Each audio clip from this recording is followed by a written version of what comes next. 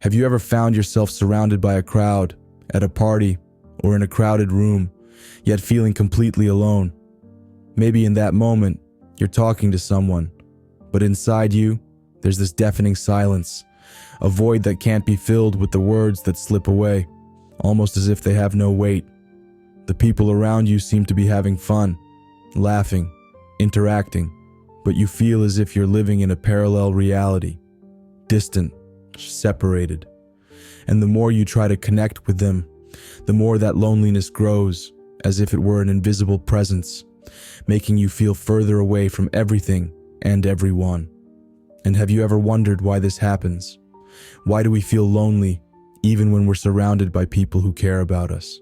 Why, even though we're in the middle of a conversation, can we never seem to break through that invisible wall separating us from the outside world? Today, I want to explore with you one of the deepest and hardest feelings to face: emotional loneliness, the kind that isn't solved with laughter and good company, or with a distracted, "I care about you," but that comes from a deeper place inside of us where we can't truly feel connected to others. Has it ever happened to you that you're at dinner with friends, maybe laughing and joking, but deep down you feel that something is missing, as if they're talking about things that don't touch you, or as if their words can't reach your heart? You look around, and even though you're surrounded by faces you know, by people who care about you, it feels as if you're living in a different experience, like you're in a movie where you're the only protagonist who can't connect with anyone. That emptiness inside you grows, and it seems endless. Loneliness isn't just the absence of people around us. It's an emotional distance that becomes wider, harder to fill. Imagine being in that room. The laughter and conversations reach you like distant, muffled voices, as if you're separated from everything, as if an invisible wall stands between you and the rest of the world. You feel invisible, yet you're not alone. But the more you try to fit in, the more you feel that there's no space for you. People talk to you, but their words don't really touch your soul. Every smile seems shallow. Every exchange feels empty, as if there's a huge gap between you and others that no one can fill. It's as if you're there, but at the same time, you're not. You don't belong. You're not connected. And while this is happening, you ask yourself, why do I feel this way? Why can't I feel that connection others seem to find so easily? The answer is that this loneliness doesn't always come from the people around you, but from an emptiness that originates inside you. That wall you feel between you and others isn't built by them, but by yourself, from your fears, your insecurities, the way you perceive yourself. The truth is, to truly connect with others, we must first learn to connect with ourselves. But how can we do that when we feel lost? Sometimes we're so focused on being what others expect us to be that we forget who we really are. We're so caught up in answering to what others want from us, in fulfilling their expectations, that we lose touch with our heart. We wear a mask, a facade that we show the world, out of fear of not being accepted. We feel like actors on the stage of our own lives, playing a role that doesn't belong to us, just to avoid being rejected. How many times have you smiled when, inside, you were sad? How many times have you participated in a conversation without being able to say what you truly felt? Have you ever found yourself saying, "I'm fine," even when you were going through a storm inside? It's as if there's an incompatibility between who we really are and who we show ourselves to be. And when we can't be authentic, when we can't show ourselves for who we really are, the loneliness grows.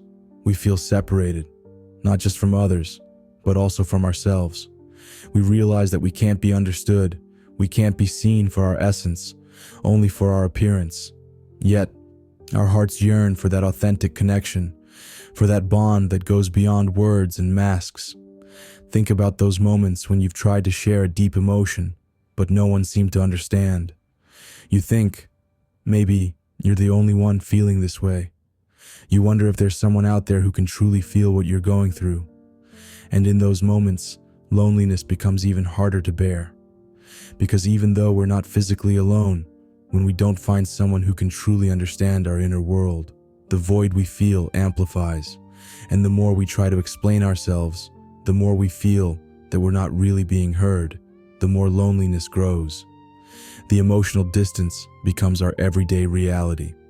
Moreover, we live in a world where superficial connection is at our fingertips, but authentic connection seems to be increasingly rare.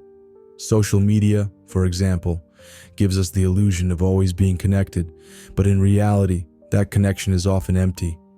We see other people's photos, their happy moments, but that happiness seems blurred, as if it's an appearance, a mask behind which another kind of loneliness is hiding. We don't see the challenges, the fears, the loneliness of the people who shared those images, yet these pictures make us feel even more alone. They convince us that our lives aren't interesting enough, happy enough, or perfect enough.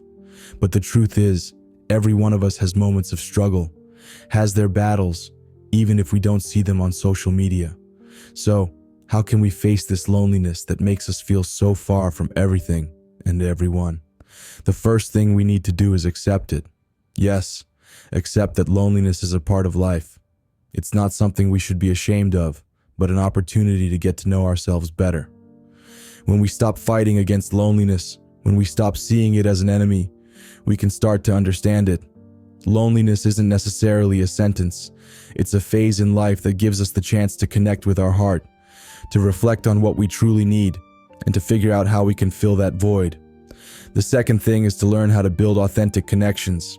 You don't need hundreds of friends, but a few people with whom you can truly be yourself. It's not important to have a busy social life filled with activities, if those activities don't allow you to connect with the most authentic part of yourself. We need to seek those people with whom we can be vulnerable, with whom we can talk about what we truly feel, without masks, without filters. It's only in these authentic connections that we can begin to overcome loneliness. Finally, we need to learn how to be with ourselves. Meditation, in this case, can become a powerful tool. It's not just about sitting in silence, but about connecting with ourselves, listening to our mind and heart without judgment. When we learn to be alone with ourselves, without fear, without trying to escape from loneliness, we realize that we are never truly alone. Loneliness becomes an opportunity for growth, introspection, and self-understanding. So, emotional loneliness is a challenge, but also an opportunity. An opportunity to get to know ourselves better, to connect with others in a more authentic way, and above all, to accept that even in the most difficult moments, we are all connected by the same humanity. You are never truly alone.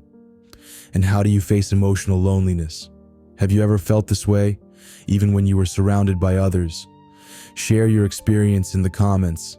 Talking about these things helps us all feel less alone.